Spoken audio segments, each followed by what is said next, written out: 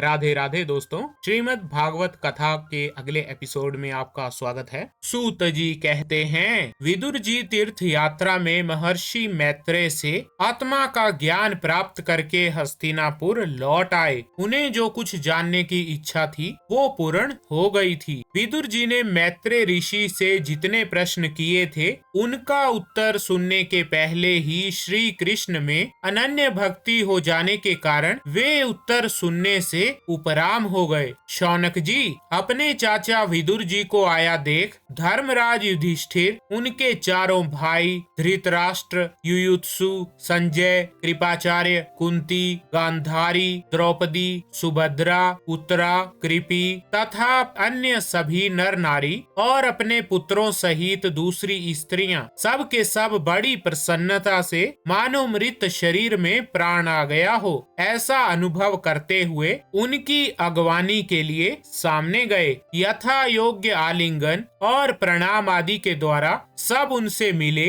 और विरह जनित उत्कंठा से कातर होकर सब ने प्रेम के आंसू बहाए। युधिष्ठिर ने आसन पर बैठाकर उनका यथोचित सत्कार किया। जब वे भोजन एवं विश्राम करके सुख पूर्वक आसन पर बैठे थे तब युधिष्ठिर ने विनय से झुककर सबके सामने ही उनसे कहा। युधिष्ठिर ने कहा, चाचा जी, जैसे पक्षी अपने अंडों को पंखों की छाया के नीचे रखकर उन्हें सेते और बढ़ाते हैं, वैसे ही आपने अत्यंत वात्सल्य से अपने कर कमलों की छत्र छाया में हम लोगों को पाला पोसा है। बार बार आपने हमें और हमारी माता को विषदान और लाक्षागृह के दाह आदि विपत्तियों से बचाया है। क्या आप कभी हम लोगों की भी याद करते रहे हैं? आपने पृथ्वी पर विचरण करते समय किस वृत्ति से जीवन निर्वाह किया? आपने पृथ्वी तल पर किन किन तीर्थों और मुख्य क्षेत्रों का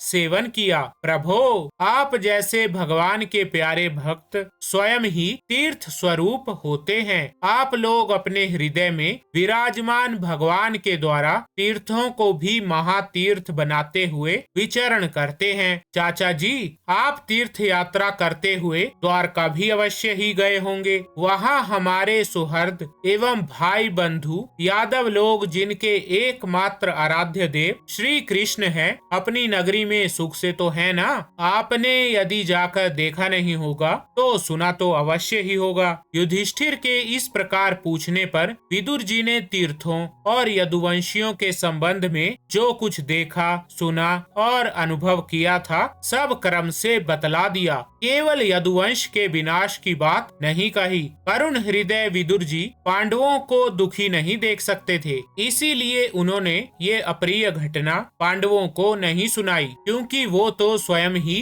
प्रकट होने वाली थी। पांडव विदुर जी का देवता के समान सेवा सत्कार करते थे। वे कुछ दिनों तक अपने बड़े भाई धृतराष्ट्र की कल्याण कामना से सब लोगों को प्रसन्न करते हुए सुख पूर्वक हस्तिनापुर में ही रहे। विदुर जी तो साक्षात धर्मराज थे। मांडव्य ऋषि के श्राप से ये 100 वर्ष के लिए शूद्र बन गए थे। इतने दिनों तक यमराज के पद पर आर्यमा थे और वही पापियों को उचित दंड देते थे। राज्य प्राप्त हो जाने पर अपने लोकपालों सरीखे भाइयों के साथ राजा युधिष्ठिर वंशधर परीक्षित को देखकर अपनी अतुल संपत्ति से आनंदित रहने लगे। इस प्रकार पांडव गृहस्थ के काम धंधों में रम गए और उन्हीं के पीछे एक प्रकार से ये बात भूल गए कि अनजान में ही हमारा जीवन मृत्यु की ओर जा रहा है। अब देखते देखते उनके सामने वो समय आ पहुंचा जिसे कोई टाल नहीं सकता।